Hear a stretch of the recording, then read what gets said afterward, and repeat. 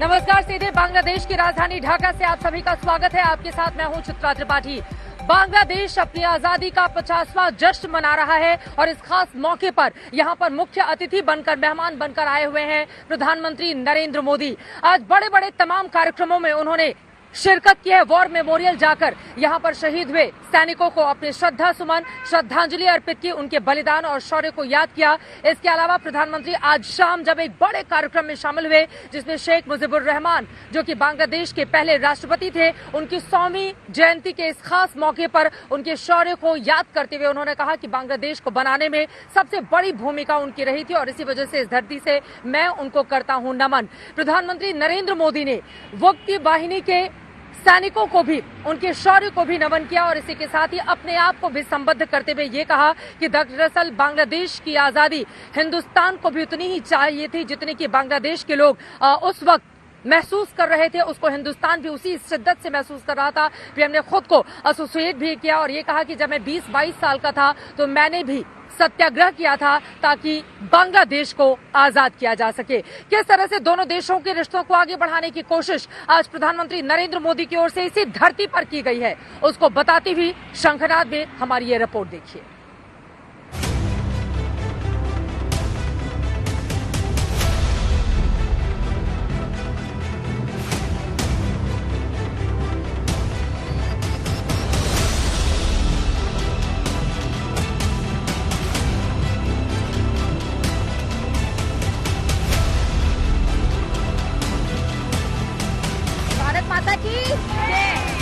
विदेशी जमीन पर भारत माता की जय के नारों की गूंज।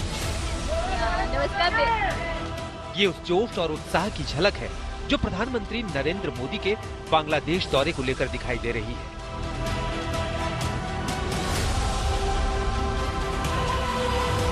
जश्न आजादी की स्वर्ण जयंती पर पीएम मोदी की बांग्लादेश में मौजूदगी को शेख हसीना सरकार बड़ा सम्मान मान रही है, तो बांग्लादेश के आम लोग मोदी के दौरे को विकास में सहयोग की नई उम्मीद के रूप में देख रहे हैं। ऐतिहासिक जुड़ाव के साथ साथ भारत भी पड़ोसी बांग्लादेश से मजबूत रिश्तों की अहमियत को समझता है और जानता है कि भाषा, कला, संस्कृति समेत कई साझी विरासत से जुड़े दोनों देश विकास की राह में अहम साझेदार हैं। देखिए, जोश, उत्साह, उमंग हिंदुस्तान के साथ बांग्लादेश के जो रिश्ते हैं या फिर यहाँ के जो लोग हैं वो अपने आप को कल्चर, चाहे संस्कृति के तौर पर हो चाहे दूसरी तौर पर हो, अपने आप को एसोसिएट पाते हैं, संबद्ध पाते हैं। इसी वजह से जबरदस्त उत्साह, चाहे कल हमने ढाका में बातचीत की हो, आज ढाका में लोगों से हमारी मुलाकात हुई तो हमने पूछा पीएम को लेकर किस तरह का उत्साह है। जबरदस्त रिस्पॉन्स यहाँ पर लोगों को देखने को मिला। और यही वजह है कि कोरोना काल में 497 दिनों बाद पीएम मोदी ने अपनी पहली विदेश यात्रा के लिए बांग्लादेश को ही चुना। बांग्लादेश की आजादी की 50वीं सालगिरह पर पीएम मोदी ढाका पहुंचे तो पूरा का पूरा शहर उनके रंग में रंगा नजर आया। पीएम मोदी की यह बांग्लादेश यात्रा दोनों देशों के रिश्तों की नई इबारत लिखने की पहल है, साथ ही इसके बड़े कूटनीतिक मायने भी हैं। यही वजह है कि पीएम मोदी के स्वागत के लिए खुद बांग्लादेश की प्रधानमंत्री शेख हसीना ढाका एयरपोर्ट पहुंची और फूलों का गुलदस्ता देकर पीएम मोदी का बांग्लादेश की धरती पर वेलकम किया। हमें बहुत खुशी है कि यह हमारा बड़ा स्पेशल ओकेजन है। यह हमारा स्वाधीनता का 50 बच्चर है और ये स्वाधीनता में इंडिया ने जो हमारा साथ दिया उसको इस मौके में हम उन लोगों को फिर धन्यवाद देते हैं, याद करते हैं उन्होंने हमारे स्वाधीनता के लिए हमारे भारतीय सोल्जर लोग ने अपना खून दिया। बिल्कुल। और उसके साथ साथ हम लोग हमारे बंगबंधु जाति के पिता, उनका 100 साल सालगिरह मना रहे हैं। ढाका एयरपोर्ट पर गार्ड ऑफ ऑनर के बाद प्रधानमंत्री मोदी का काफिला राष्ट्रीय शहीद स्मारक पहुंचा। पीएम मोदी ने बांग्लादेश की आजादी के लिए शहीद हुए मुक्ति योद्धाओं को श्रद्धांजलि दी। साथ ही उनकी याद में एक पौधा भी लगाया और विजिटर बुक में लिखा, उनका शौर्य आने वाली पीढ़ियों को अन्याय से लड़ने और हक की हिफाजत की प्रेरणा देता रहेगा। दरअसल शौर्य की यही गाथा भारत और बांग्लादेश के रिश्तों का बुनियादी आधार भी है, क्योंकि 1971 से पहले जब पाकिस्तानी हुक्मरान तत्कालीन पूर्वी पाकिस्तान यानी आज के बांग्लादेश के लोगों पर जुल्म ढा रहे थे, तो इस जुल्म सितम के खिलाफ शेख मुजीब की लड़ाई को भारतीय सेना ने असल अंजाम तक पहुंचाया था और यहीं से बांग्लादेश का उदय हुआ। 26 मार्च 1971 को जब बांग्लादेश आजाद हुआ था, 50वीं सालगिरह बांग्लादेश मना रहा है और इस वजह से आज का दिन बांग्लादेश के लिहाज से काफी ज्यादा अहम हो जाता है। और उसमें इंडिया का रोल कितना ज्यादा बड़ा था ये बताने की जरूरत नहीं है, क्योंकि दुनिया के नक्शे पर हिंदुस्तान के कदमों के कारण एक नए देश का उभार हुआ था, वो बांग्लादेश है। आज वो अपनी आजादी की 50वीं सालगिरह मना रहा है। बांग्लादेश दौरे पर पहुंचे पीएम मोदी ने शेख मुजीबुर रहमान और महात्मा गांधी पर साझा प्रदर्शनी का भी शुभारंभ किया। बांग्लादेश के लिए ये साल इतिहास में मील का नया पत्थर है। अपने दौरे में पीएम मोदी ने बांग्लादेश के बड़े नेताओं और नामी हस्तियों से मुलाकात की। पीएम मोदी से मिलने वालों में बांग्लादेश के मशहूर क्रिकेटर शाकिब अल हसन भी शामिल रहे। प्रधानमंत्री नरेंद्र मोदी आज न केवल दोस्ती और साझेदारी का पैगाम लेकर बांग्लादेश पहुंचे, बल्कि इस दौरे में आम बांग्लादेशी नागरिकों के सेहत की फिक्र का संदेश भी था। कोरोना काल में पीएम मोदी अपनी इस बांग्लादेश यात्रा में कोरोना की 12 लाख वैक्सीन लेकर ढाका पहुंचे थे, जिसके लिए शेख हसीना ने पीएम मोदी का आभार जताया। वैक्सीन डिप्लोमेसी के जरिए पीएम मोदी के दोस्ती के संदेश से बांग्लादेश में रह रहे भारतीय भी बेहद खुश नजर आए। जो भारत और बांग्लादेश ने जो वैक्सीन का मैत्री का जो किया है, उसी का नतीजा है कि मैं पहला यहाँ पे वैक्सीन मिल चुकी है। मिल चुकी है। प्रधानमंत्री गिफ्ट लेकर आए भी हैं वैक्सीन। हाँ, वैक्सीन के गिफ्ट लेकर भी आए हैं और इससे भारत बांग्लादेश के रिश्ते बहुत ज्यादा मजबूत हुए हैं। 50 साल पहले भारत के सहयोग से बांग्लादेश का उदय हुआ और दोनों देशों के बीच आपसी सहयोग की शुरुआत हुई। 50 साल बाद अब पीएम मोदी इस दौरे से दोनों देशों के रिश्तों की नई शुरुआत हो गई है। बांग्लादेश से चित्रा त्रिपाठी के साथ आज तक ब्यूरो। प्रधानमंत्री नरेंद्र मोदी के 2 दिवसीय दौरे का आज का दिन बेहद महत्वपूर्ण, जो फिलहाल अब समापन की ओर आगे बढ़ रहा है, लेकिन कल भी उनके ताबड़तोड़ कई बड़े और लंबे कार्यक्रम रहने वाले हैं। इन सब के बीच आजादी की 50वीं सालगिरह बांग्लादेश मना रहा है, तो अपने राष्ट्रपिता शेख मुजीबुर रहमान की 100वीं जन्म जयंती की इस वक्त यहाँ पर जिस तरह की रौनक देखने को मिल रही है, आज प्रधानमंत्री नरेंद्र मोदी ने भी मुजीब साहब के तमाम संघर्षों को याद करते हुए उन्हें नमन किया और ये कहा कि बांग्लादेश को बनाने में उनका बहुत बड़ा योगदान रहा है। पीएम की ओर से और क्या कुछ कहा गया और किस तरह से भारत और बांग्लादेश के रिश्तों को मजबूती से आगे लेकर जाने की बात उनकी ओर से की गई है, अब उसको बताती हुई हमारी ये अगली रिपोर्ट।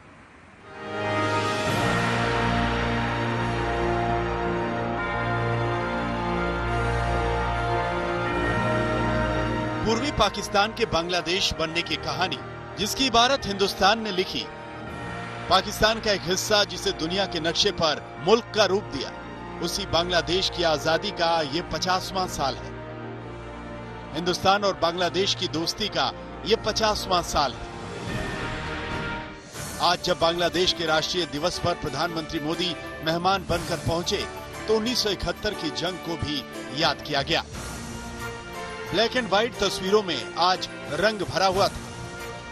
हिंदुस्तान के पराक्रम का, बांग्लादेश के उदय का, पाकिस्तान के सितम से आजादी का, दुनिया के सबसे पुराने देशों में शुमार भारत का सबसे नए देश बांग्लादेश के साथ आपसी सहयोग के नए युग का। आज पीएम मोदी ने अपने भाषण की शुरुआत की तो पूरा हॉल तालियों की गड़गड़ाहट से गूंजा। সোনার বাংলাদেশের প্রিয় বন্ধুরা,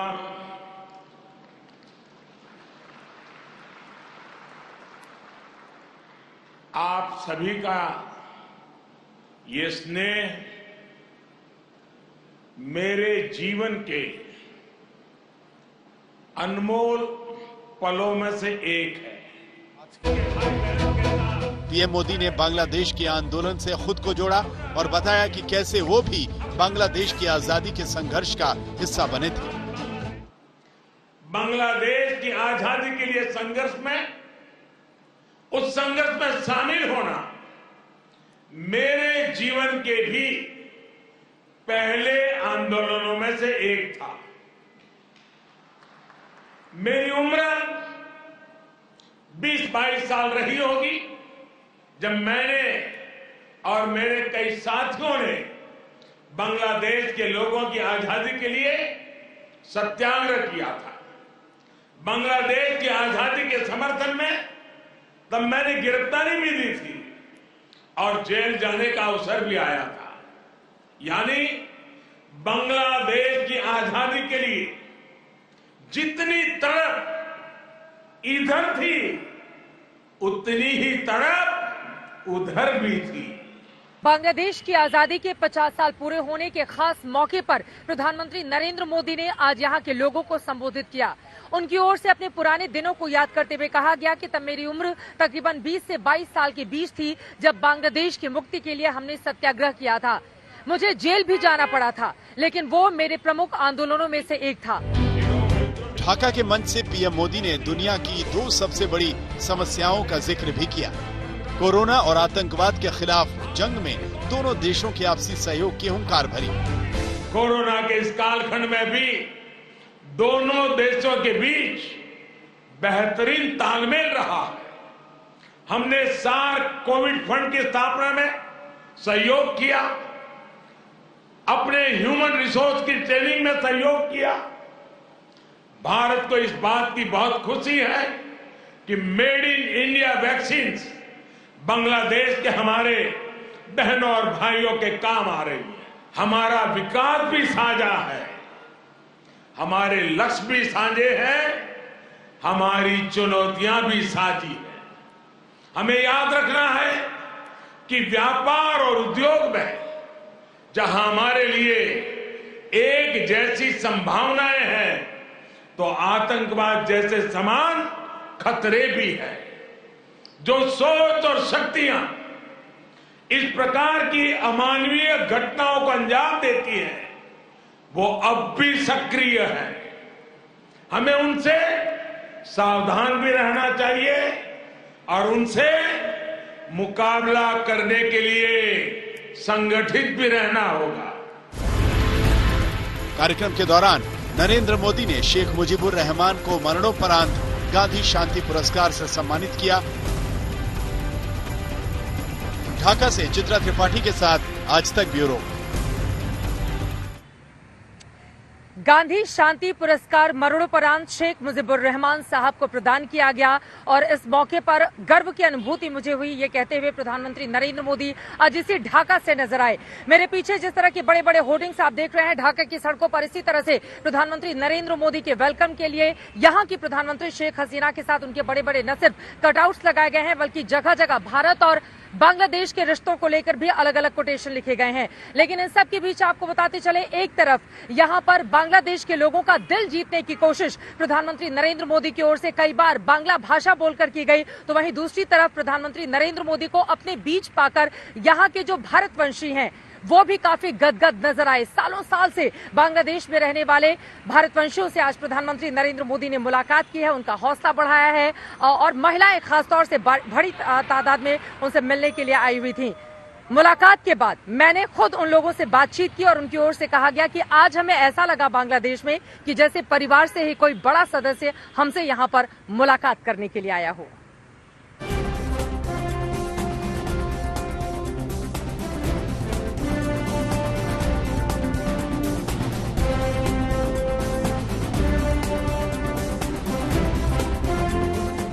प्रधानमंत्री मोदी के बांग्लादेश दौरे का इंतजार हर आमो खास को था, लेकिन प्रधानमंत्री की सबसे ज्यादा राह वो हिंदुस्तानी देख रहे थे जो वतन से दूर बांग्लादेश की धरती पर रह रहे हैं। पीएम मोदी के दौरे को लेकर भारतीय समुदाय के लोगों ने भी शानदार तैयारियां कर रखी थी। किसी ने मोदी के नाम की टी शर्ट छपवाई थी, कोई डांस कर अपनी खुशी का इजहार कर रहा था और कोई भारत माता की जय के साथ मोदी की जय के नारे लगा रहा था।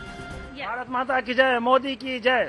Can you all say that together? Bharat माता की जय, मोदी की जय। ढाका में भारतीय समुदाय के लोग प्रधानमंत्री मोदी की एक झलक पाने को बेताब थे और बेसब्री से उनका इंतजार कर रहे थे। पीएम मोदी ने भी अपने वतन के लोगों को मायूस नहीं किया। पीएम लोगों के बीच पहुंचे तो हाथ जोड़कर सबका अभिवादन किया। मोदी ने वहां मौजूद बच्चों का हालचाल पूछा और सिर पर हाथ रखकर उन्हें आशीर्वाद भी दिया। पीएम मोदी से ऐसा अपनत्व पाकर बच्चे बेहद खुश दिखाई दिए। कैसा लगा उनसे मिलके? अच्छा लगा। अच्छा लगा। क्या पूछा उन्होंने? उनने पूछा आप कैसे हो, आपका नाम क्या है। प्रधानमंत्री को कोई गाना गुनगुनाना चाहेंगे? आप कुछ सुनाएंगे प्रधानमंत्री को, अगर वो आपको सुन रहे होंगे तो?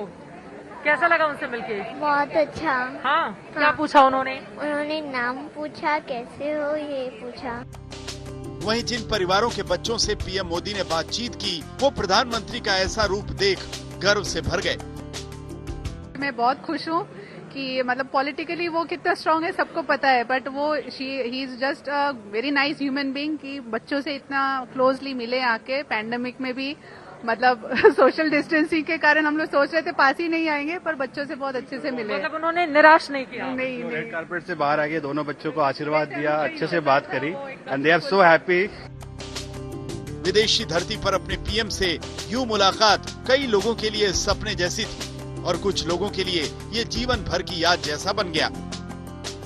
वो हमसे आके पर्सनली मिले, हमें बहुत अच्छा लगा कि ये हमें जिंदगी में शायद दोबारा कभी मौका मिले ना मिले, आज हमें मिला। हम बहुत खुश नसीब हैं। आज मोदी जी से मिलकर हमको बहुत खुशी हुई। ऐसा लगा कि फैमिली के कोई मेंबर हमसे मिलने आए हैं।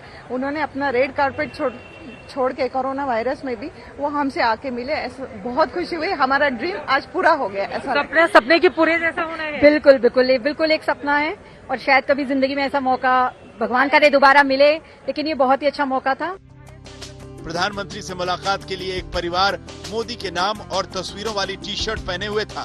पीएम मोदी से मुलाकात के बाद पूरा परिवार बेहद उत्साहित नजर आया। हम लोगों से भी मुलाकात हुई, हमारी बेटी से बात की इन्होंने। हम लोगों ने स्पेशल टी शर्ट बनवाई थी मोदी ये दिखाइए स्पेशल टी शर्ट। ये टी शर्ट बनवाई थी उनके लिए। पीछे देखिए, पीछे भी दिखाइए। Modi the game changer. या और मेरी बेटी बड़ी परेशान थी, सुबह 7 बजे उठी उनसे मिलने के लिए, तो अभी भी बोल रही थी कल कोरोना टेस्ट करवाने गए हम लोग सारे के सारे। So we were very excited to meet with him. प्रधानमंत्री नरेंद्र मोदी ने ढाका में बोहरा समुदाय के लोगों से मुलाकात की। पीएम मोदी ने इस दौरान गुजराती में बातचीत की। हम लोग सैयदना साहब का सलाम पहुंचाने के लिए जब आए तो सोच रहे थे कि कैसे मुलाकात होगी। कोरोना है, फर्स्ट विजिट है, प्रोटोकॉल है, सिक्योरिटी इश्यूज है। मोदी साहब तो गाड़ी से उतरे और सीधा पब्लिक के पास आ गए और बात से मुलाकात की सीधे। क्या कहा प्रधानमंत्री ने? मोदी साहब ने पहले गुजराती में कहा केम छो और फिर पूछा कि सैयदना साहब कैसे हैं। फिर हमने सैयदना साहब का सलाम पहुंचाया तो उन्होंने कहा सैयदना साहब तो उनका बार बार मुझे सलाम आता है। विदेशी धरती पर भारतीय समुदाय के लोगों से मुलाकात पीएम के हर दौरे का अहम हिस्सा रहता है और अपनों के प्रति प्रधानमंत्री का यही भाव विदेशों में रह रहे भारतीय में अलग विश्वास पैदा करता है। यही वजह है कि बांग्लादेश में भी जब पीएम भारतीय समुदाय के लोगों से मिले तो जोश से भर गए। बांग्लादेश से चित्रा त्रिपाठी के साथ आज तक ब्यूरो। तो एक तरफ बांग्लादेश की आजादी पर जश्न का माहौल, तो वहीं दूसरी तरफ भारतवंशियों के लिए ये खुशी का पल जब बिल्कुल करीब से प्रधानमंत्री नरेंद्र मोदी से न सिर्फ उनसे मुलाकात की बल्कि उनका हालचाल भी पूछा और भविष्य के लिए शुभकामनाएं भी दी। इन सब के बीच बोहरा समुदाय के लोगों की भी यहाँ पर भारी तादाद में मौजूदगी रही, जिनसे प्रधानमंत्री नरेंद्र मोदी ने आज अपने पहले बांग्लादेश के दौरे के दिन मुलाकात की है। उन लोगों की ओर से क्या आई है प्रतिक्रिया, मैंने उनसे बातचीत की, सुनिए। ढाका में प्रधानमंत्री नरेंद्र मोदी ने बोहरा समाज के लोगों से मुलाकात की है। आपको बता दें काफी ज्यादा प्रभाव इनका देखा जाता है। ये सारे लोग गुजरात से ताल्लुक रखते हैं, इनसे बातचीत करते हैं। पीएम से मिलकर कैसा लगा और प्रधानमंत्री ने क्या बातचीत की? बहुत ही खुशी हुई हमें तो। हम तो सोच रहे थे कि कैसे पीएम साहब से मुलाकात होगी। यहाँ मेरे साथ दाऊदी बोहरा समाज के हमारे बांग्लादेशी नेशनल सभी जो यहीं रहते, वैसे मूल गुजरात से हैं लेकिन यहाँ रहते, और मैं सैयदना साहब का रिप्रेजेंटेटिव हूँ, मुझे इंडिया से भेजा है। तो हम लोग सैयदना साहब का सलाम पहुंचाने के लिए जब आए तो सोच रहे थे कि कैसे मुलाकात होगी। कोरोना है, फर्स्ट विजिट है, प्रोटोकॉल है, सिक्योरिटी इश्यूज है। मोदी साहब तो गाड़ी से उतरे और सीधा पब्लिक के पास आ गए और बात से मुलाकात की सीधे। क्या कहा प्रधानमंत्री ने? मोदी साहब ने पहले गुजराती में कहा केम छो और फिर पूछा कि सैयदना साहब कैसे हैं। फिर हमने सैयदना साहब का सलाम पहुंचाया तो उन्होंने कहा सैयदना साहब तो उनका बार बार मुझे सलाम आता है। और फिर वी रिक्वेस्टेड मोदी साहब के हमारी छोटी कम्युनिटी है लेकिन यहाँ 30 साल से सैयदना साहब नहीं आए हैं, बांग्लादेश इंडिया के पास है, तो आप तो बहुत हम छोटे हैं, लेकिन आप इंडिया के महान देश के महान पीएम हैं, तो आप हुकूमत से हमारी अगुवाई करें कि सैयदना साहब की पूरे मान, गौरव और सम्मान के साथ बांग्लादेश में विजिट हो। तो उन्होंने हमारी रिक्वेस्ट कबूल की कि मैं बात करूंगा। ये दिलचस्प है, रिक्वेस्ट कबूल हो गई आप लोगों की। जी जी, हमें बहुत सारी उम्मीदें हैं कि मोदी जी दोनों देश में, मैं बांग्लादेशी हूँ, सो आई एक्सपेक्ट कि दोनों के देश की रिलेशनशिप और अच्छी होगी, एक दूसरे के प्रोग्रेस और हर एरिया में सपोर्ट बढ़ेगा। अच्छा, आप बांग्लादेश से हैं, तो यहाँ पर मतलब मिक्स इंडिया और बांग्लादेश दोनों। हमारे लीडर जो है प्रेसिडेंट साहब, वो इंडिया से है, बाकी सब हम बांग्लादेश से है। कुल मिलाकर नरेंद्र मोदी का अपना जेस्चर है, अपनी बॉडी लैंग्वेज से, अपनी बातचीत से वो लोगों को निराश नहीं करना चाहते, एक उम्मीद बनाकर रखना चाहते हैं। और पीएम से मिलकर ये लोग काफी ज्यादा खुश, उत्साहित दिखाई दे रहे हैं। बांग्लादेश भारत के रिश्तों को यहीं से पीएम और आगे लेकर जाएं, इस तरह की उम्मीद भी इन लोगों की ओर से जताई जा रही है। कैमरा पर्सन पवन के साथ चित्रा त्रिपाठी, ढाका, बांग्लादेश आज तक। कल पश्चिम बंगाल में चुनाव होने वाले हैं।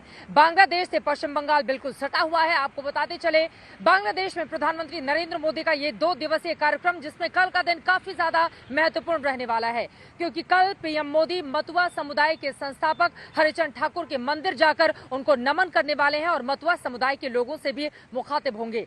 प्रधानमंत्री नरेंद्र मोदी के इस गांव को बड़ा माना जा रहा है और बंगाल चुनाव से जोड़कर इसलिए देखा जा रहा है क्योंकि पश्चिम बंगाल में तकरीबन 3 करोड़ के आसपास मतुआ समुदाय की आबादी है, जिनका सीधा असर विधानसभा की 70 सीटों पर देखा जाता है।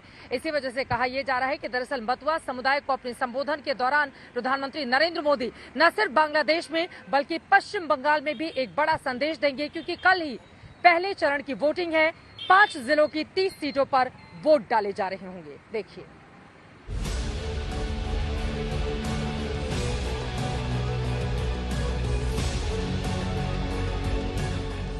ये संयोग है, ये प्रयोग है और ये सियासी महायोग भी है। पश्चिम बंगाल में चुनाव का श्री गणेश, पीएम मोदी का 15 महीने बाद बांग्लादेश दौरा और फिर ओराकांडी में किसी भारतीय प्रधानमंत्री का पहली बार आना। जमीन भले ही बांग्लादेश की हो, लेकिन असर बंगाल में डालने वाली है। प्रधानमंत्री नरेंद्र मोदी अपने बांग्लादेश दौरे के दूसरे दिन इसी ओराकांडी स्थित ये गोपालगंज इलाके का हिस्सा है। यहाँ पर हरि मंदिर जाएंगे दर्शन करने के लिए। सिक्योरिटी कारणों की वजह से हमें अंदर जाने की परमिशन नहीं मिली है, लेकिन बिल्कुल सामने आपको बता दें हरिचंद ठाकुर की प्रतिमा है, वहाँ पर वो माल्यार्पण करेंगे और यहाँ पर आकर पूरे के पूरे मतुआ समुदाय को पश्चिम बंगाल में एक बड़ा मैसेज देने की कोशिश प्रधानमंत्री मोदी की ओर से की जाएगी। 3 करोड़ की बड़ी आबादी पश्चिम बंगाल में रहती है और तकरीबन इतनी ही आबादी इस बांग्लादेश की धरती पर रहती है। यकीनन मतुआ समुदाय को लेकर जो तमाम सवाल खड़े किए जा रहे हैं कि 2021 में ये समुदाय क्या बीजेपी के पक्ष में वोट करेगा या फिर टीएमसी के पक्ष में, लेकिन भारतीय जनता पार्टी इस समुदाय को लुभाने में कोई भी कोर कसर छोड़ना नहीं चाहती।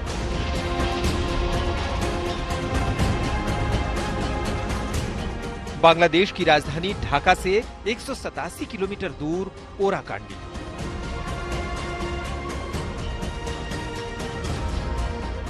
एक खामोश इलाका जहां आज हलचल है।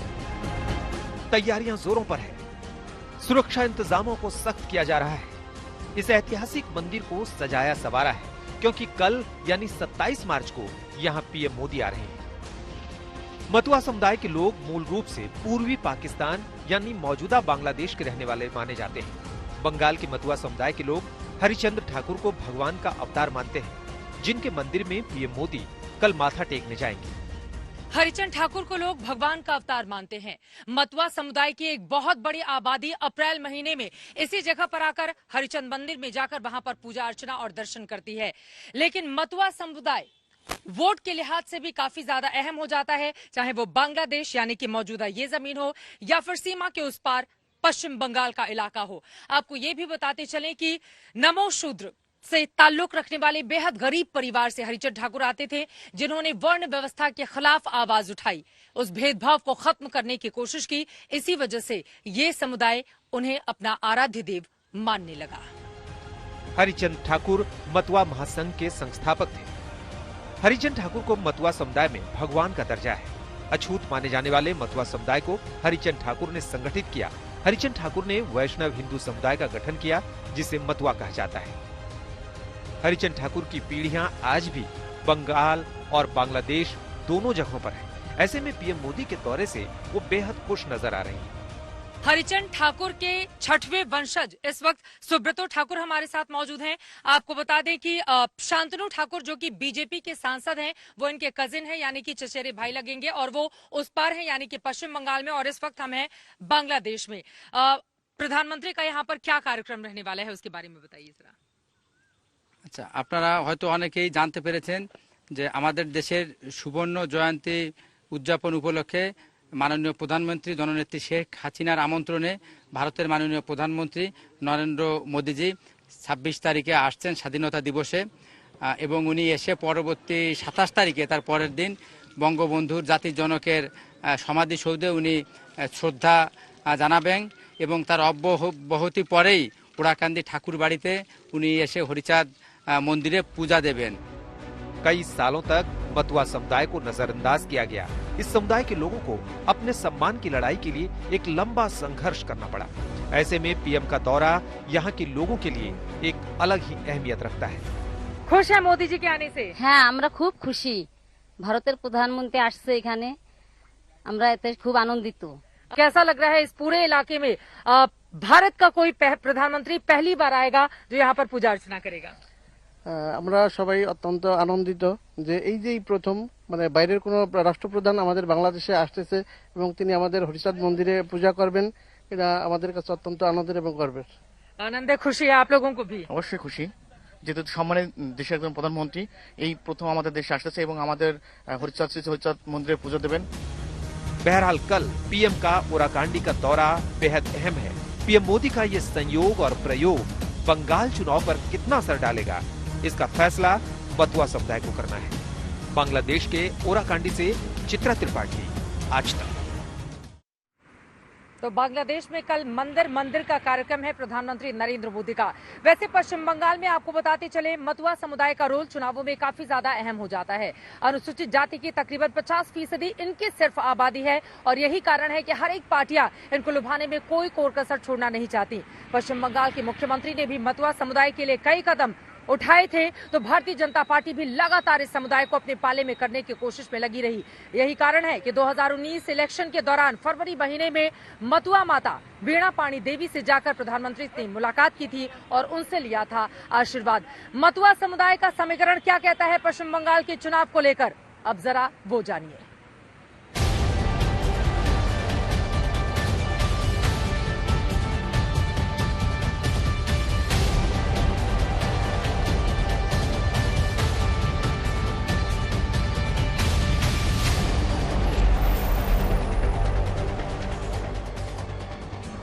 प्रधानमंत्री नरेंद्र मोदी के बांग्लादेश दौरे ने पश्चिम बंगाल की सियासत में खलबली मचा रखी है।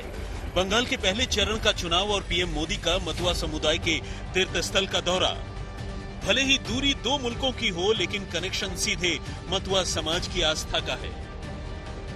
पश्चिम बंगाल की सियासत में मंदिर जाने की कवायद उस दिन भी जारी रहेगी जिस दिन 5 जिलों की 30 सीटों पर पहले चरण के लिए वोट डाले जा रहे होंगे, और उस दिन खुद प्रधानमंत्री नरेंद्र मोदी बांग्लादेश के अपने 2 दिवसीय दौरे के आखिरी दिन न सिर्फ मतुआ समुदाय के सबसे खास मंदिर जाएंगे, बल्कि दूसरी जगह भी मंदिर में जाकर मत्था टेकेंगे और इसके जरिए एक बहुत बड़ा संदेश पश्चिम बंगाल की जनता को देंगे।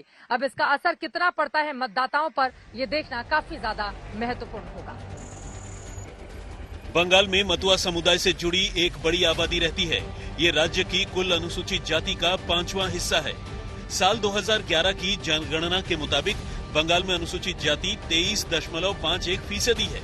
अनुसूचित जाति की आबादी 1 करोड़ 80 लाख के करीब है। ऐसा माना जाता है कि इसमें 50% मतुआ मतदाता हैं। ये बंगाल की 70 सीटों पर असर रखते हैं। बंगाल की सियासत में मतुआ समुदाय के महत्व को इस बात से भी समझ सकते हैं कि 2019 में प्रधानमंत्री मोदी ने लोकसभा चुनाव में मतुआ समुदाय के गढ़ बनगांव सीट से चुनाव प्रचार की शुरुआत की थी। इससे पहले प्रधानमंत्री मतुआ समुदाय की 100 साल की बीना पानी देवी से मिलने पहुंचे और उनका आशीर्वाद लिया। बीना पानी देवी को मतुआ समाज में बोड़ो मां के नाम से जाना जाता था। जब बंगाल में विधानसभा चुनाव का माहौल बना तो एक बार फिर बीजेपी ने मतुआ समुदाय के गढ़ बनगांव को चुना। पिछले साल नवंबर में अमित शाह मतुआ समुदाय के मंदिर में दर्शन के लिए गए, परिवार वालों से मिले, घर में खाना खाया और यहाँ के लोगों के लिए वादों का पिटारा खोल कर गए। दीदी भी मतुआ समुदाय के वोट बैंक को खिसकने नहीं देना चाहती। अमित शाह के दौरे के अगले ही महीने ममता बनर्जी ने बेदगांव का दौरा किया और मतुआ समुदाय के लोगों के बीच पहुंचकर उनका दिल जीतने की कोशिश की। माना जाता है कि पहले ये समुदाय लिफ्ट को समर्थन देता था। लिफ्ट की ताकत बढ़ाने में मतुआ महासभा का भी बड़ा हाथ रहा, लेकिन लिफ्ट के शासन में उन्हें वो सब नहीं मिला, जिसके बाद ममता बनर्जी ने मतुआ के वोट बैंक में सेंध लगाई। ममता ने पहली बार इस समुदाय को एक वोट बैंक के तौर पर विकसित किया। वो ममता ही थी जो पहली बार बोडोमा के परिवार को राजनीति में लेकर आई। साल 2014 में बीना पाणी देवी के बेटे कपिल कृष्ण ठाकुर ने तृणमूल कांग्रेस के टिकट पर बनगांव लोकसभा सीट से चुनाव लड़ा और संसद पहुंचे। साल 2015 में कपिल कृष्ण ठाकुर के निधन के बाद उनकी पत्नी ममता बाला ठाकुर ने उपचुनाव में तृणमूल कांग्रेस के टिकट पर ये सीट जीती थी। लेकिन 2019 आते आते समीकरण बदलने लगे। बीजेपी के सीएए और एनआरसी के कार्ड ने मतुआ समुदाय के लोगों का रुख कमल की तरफ खिसका दिया। राज्य की 42 लोकसभा सीटों में 10 सीटें आरक्षित हैं। इनमें से 4 सीटों पर बीजेपी को जीत मिली थी। वहीं विधानसभा चुनाव की बात करें तो उत्तर 24 परगना और दक्षिण 24 परगना क्षेत्र के आसपास आने वाली 40 सीटों पर मतुआ समुदाय का सीधा असर है। 2016 चुनाव में टीएमसी को मतुआ बहुल 21 में से 18 सीटों पर जीत मिली थी। वहीं सीएए कानून आने के बाद बीजेपी को इन 21 सीटों में से 9 पर अच्छी बढ़त मिल गई। दरअसल मतुआ समुदाय के लोग बांग्लादेश से बंगाल आए थे। ऐसे में इनके सामने नागरिकता एक बड़ा मुद्दा रहा है और अब बीजेपी ने नागरिकता कानून का ऐलान किया तो इस समुदाय ने बीजेपी को हाथों हाथ लिया। अच्छा, ये बताइए, पश्चिम बंगाल में चुनाव हो रहा है तो आप लोगों की भी नजर होगी कि कौन जीतेगा कौन हारेगा, क्या लग रहा है वहाँ पर? इलेक्शन हाँ, वेस्ट বেঙ্গল ইলেকশন এটা আমরা চাই সে মোদি যে আবার আসুক, আমাদের জন্য ভালো হবে। আরো मोदी जी आना चाहिए वहाँ पर। হ্যাঁ হ্যাঁ, बीजेपी এবার পশ্চিম বাংলায় আবার সরি ইন্ডিয়াতে আবার বিজেপি ক্ষমতায় আসবে। क्यों चाहते हैं आप लोग? सीएए के मुद्दे को लेकर बीजेपी ने प्रॉमिस किया है कि आप लोगों को नागरिकता दी जाएगी, इस वजह से वहाँ पे रहने वाले लोगों के लिए आप चाहते हैं? আমাদের মতুয়াদের মাঝে তিনি আসতেছে, এতে আমাদের মতুয়া সমগ্র মতুয়ারা সারা বিশ্বের মতুয়ারা তার প্রতি একটা শ্রদ্ধা রেখে এবং তার দলকে সম্মান জানিয়েই তার দলে করবে, ভোট দিবে। अच्छा, আমরা আশা করছি এটা। आपको भी आशा है? बीजेपी या टीएमसी? यस, बीजेपी ने बोडोमा के छोटे बेटे मंजुल कृष्ण ठाकुर को बीजेपी में शामिल किया।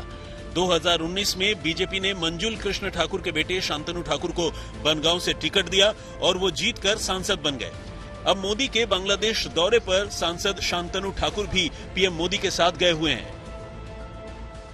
अच्छा, আসলে এই ভোটটা ভোট যাকে দেবে এটা তার ব্যক্তিগত ব্যাপার। মন্তব্য করা আমার মনে হয় সমীচীন নয়। এটা যার যেটা ভালো লাগে সেই তাকে ভোট দেবে, কিন্তু একথা নিশ্চিত রূপে বলা যায় যে ওড়াকান্দি ঠাকুর বাড়িতে ভারতীয় প্রধানমন্ত্রী, উনি বিজেপির শীর্ষ পর্যায়ের একজন নেতৃত্ব দানকারী, উনি ঠাকুর বাড়িতে আসলে ইন্ডিয়ার যারা মতুয়া, পশ্চিমবঙ্গ সহ বিভিন্ন রাজ্যে যে মতুয়া ভক্ত আছে, মতুয়া ভোটার আছে, এরা নিঃসন্দেহে আমি বলতে পারি কে কাকে ভোট দেবে তার ব্যাপার হলেও তাদের মনের মণিকোঠায় একটা জায়গা করে নেবেন মোদিজি, এটা আমার কাছে মনে হয়। बंगाल में दौरे के बाद अब पीएम मोदी ने मतुआ समुदाय के तीर्थ स्थल में दर्शन का फैसला किया है। भले ही मुल्क बांग्लादेश हो, लेकिन इसका सीधा असर बंगाल चुनाव में पड़ सकता है। वेस्ट बंगाल में इलेक्शन चल रहे हैं, बीजेपी टीएमसी किसकी वहाँ सरकार बननी चाहिए? हाँ, बीजेपी का सरकार बनना चाहिए। वेस्ट बंगाल में बीजेपी की सरकार बननी चाहिए, क्यों? मैंने खुद से चाहता हूँ। चुनावी मौसम में टीएमसी से लेकर बीजेपी तक हर कोई मतुआ समुदाय को अपनी ओर खींचने की कोशिशों में लगा हुआ है। मतुआ समुदाय से जुड़े कई ऐलान राजनीतिक पार्टियों ने किए हैं। ममता ने मतुआ समुदाय के लिए 10 करोड़ रुपए के एक विकास बोर्ड की घोषणा की। बोरी और बागड़ी दलित जातियों के लिए 5-5 करोड़ के अलग विकास बोर्ड भी बनाए। ममता सरकार ने 2020-21 के बजट में अनुसूचित जातियों और जनजातियों के वृद्धों को पेंशन के लिए 3000 करोड़ रुपए की राशि दी है। वहीं बीजेपी ने मतुआ समुदाय के लोगों को सीएए के तहत नागरिकता देने का ऐलान किया। लोक गायकों की आर्थिक स्थिति सुधारने के लिए भत्ता देने का वादा किया। बंगाल के चुनाव में एम फैक्टर का जोर है। ममता मोदी मुस्लिम और मतुआ, जहां इस बार मतुआ बंगाल की दिशा तय करने में अहम रोल निभाने वाले हैं। गोपालगंज, बांग्लादेश से चित्रा त्रिपाठी के साथ आज तक ब्यूरो। बांग्लादेश दौरे के पहले दिन भारतीय समुदाय के लोगों से भी प्रधानमंत्री नरेंद्र मोदी ने आज मुलाकात की है। काफी बड़ी तादाद में महिलाएं उनसे मुखातिब होने के लिए आई हुई थी। सभी की कोशिश यही थी कि प्रधानमंत्री नरेंद्र मोदी के करीब जाके वो उनसे बातचीत कर पाए, सवाल जवाब कर पाए, और आज पीएम ने भी यहाँ ढाका में उन्हें निराश बिल्कुल नहीं किया है।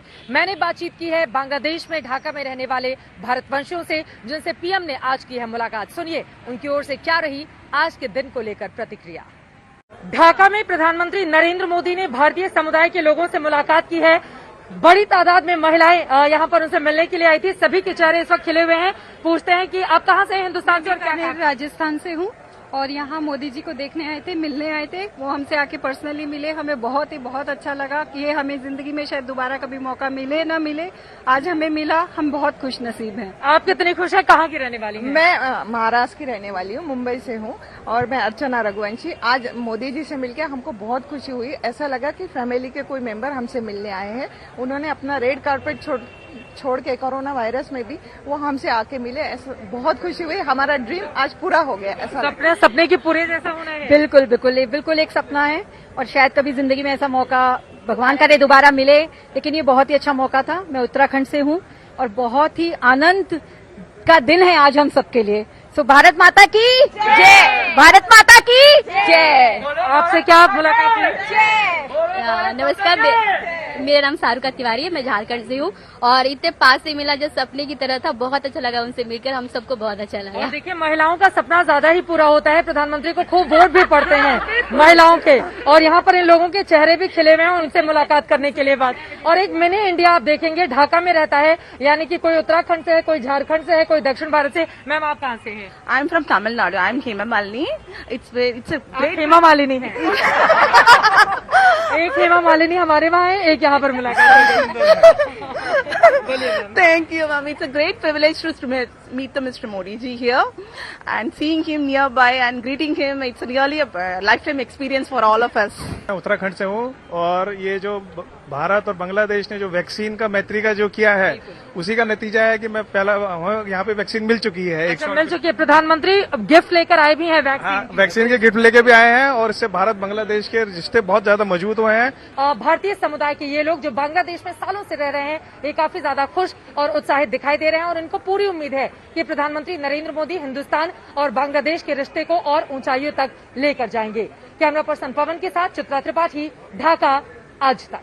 शेख मुजीबुर रहमान साहब की जन्म शताब्दी का ये वर्ष है और इसी वजह से प्रधानमंत्री नरेंद्र मोदी का तुंगीपाड़ा में भी एक लंबा चौड़ा कार्यक्रम होने वाला है।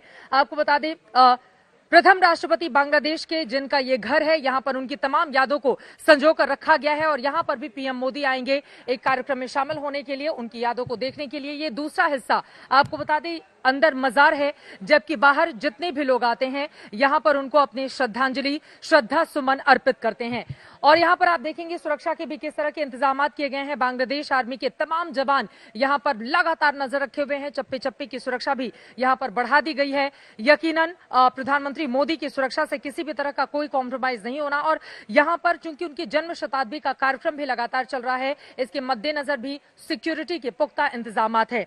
आपको बताते चले शेख मुजीबुर रहमान साहब जो न सिर्फ बांग्लादेश की मुक्ति के जनक थे, बल्कि बंग बंधु की उपाधि भी उनको दी गई थी।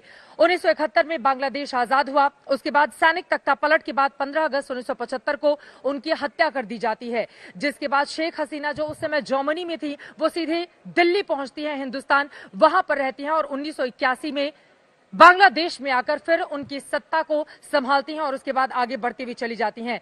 शेख हसीना के साथ प्रधानमंत्री नरेंद्र मोदी के कैसे रिश्ते हैं ये बताने की जरूरत नहीं, क्योंकि दोनों ही देशों को आगे बढ़ाने में ये दोनों नेता लगातार लगे रहते हैं। लेकिन उनका ये 2 दिवसीय कार्यक्रम अपने आप में बेहद महत्वपूर्ण और इसी वजह से यहाँ पर की गई है तैयारियां भी पूरी।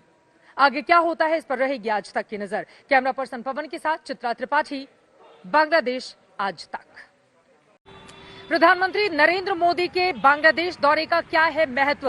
50वीं सालगिरह के मौके पर पीएम का यहां आना दोनों देशों के रिश्तों को और कितनी मजबूती देता है? तमाम ऐसे सवाल रहे जिन पर मैंने बातचीत की है बांग्लादेश के प्रधानमंत्री शेख हसीना के सलाहकार गौहर रिजवी साहब से। उनकी ओर से क्या मिला जवाब, सुनिए। प्रधानमंत्री नरेंद्र मोदी बांग्लादेश पहुंच चुके हैं। तमाम उनके कार्यक्रमों की शुरुआत हो चुकी है और आपको बताते चले, एक तरफ प्रधानमंत्री नरेंद्र मोदी का ये दौरा एक ऐसे वक्त में जब 50वीं सालगिरह बहुत धूमधाम से इस वक्त पूरा का पूरा बांग्लादेश मना रहा है। ढाका में इस वक्त मेरी मौजूदगी है और प्रधानमंत्री शेख हसीना के स्पेशल सलाहकार गौहर रिजवी साहब इस वक्त हमारे साथ जुड़ चुके हैं। आज तक पर सर बहुत स्वागत है आपका। मेरा पहला सवाल, आपने क्या बोना चाहिए, कैसे हैं आप? एंड थैंक यू, आप लोग आए हैं यहाँ, हमें बहुत खुशी है कि यह हमारा बड़ा स्पेशल ओकेजन है। यह हमारा स्वाधीनता का 50 बच्चर है और ये स्वाधीनता में इंडिया ने जो हमारा साथ दिया उसको इस मौके में हम उन लोगों को फिर धन्यवाद देते हैं, याद करते हैं उन्होंने हमारे स्वाधीनता के लिए हमारे भारतीय सोल्जर लोग ने अपना खून दिया। बिल्कुल। और उसके साथ साथ हम लोग हमारे बंगबंधु जाति के पिता उनका 100 साल सालगिरह मना रहे हैं। इसमें प्रधानमंत्री मोदी आ रहे हैं। ये हमारे लिए एक बहुत बड़ा रिकग्निशन है कि वो आए हैं हमारे साथ, उनकी सालगिरह मनाएंगे। बिल्कुल। उनके गांव में, उनके समाधि में जाएंगे और बहुत सारी चीजें हो रही हैं। तो इसलिए आप लोग का आना हमारे लिए बहुत खुशी का काम। तो बांग्लादेश में प्रधानमंत्री नरेंद्र मोदी जब मंदिर जाएंगे उसकी बड़ी कवरेज आप देखेंगे मेरे साथ सीधे आज तक पर लाइव। इसके अलावा आपको बताते चले, कल ही पहले चरण की वोटिंग होगी पश्चिम बंगाल में, उससे जुड़ी हुई भी हर खबर आप देखने वाले हैं आज तक पर। शंखनाद में ढाका से अभी के लिए बस इतना ही। देश और दुनिया की बाकी खबरों के लिए आप देखते रहिए आज तक।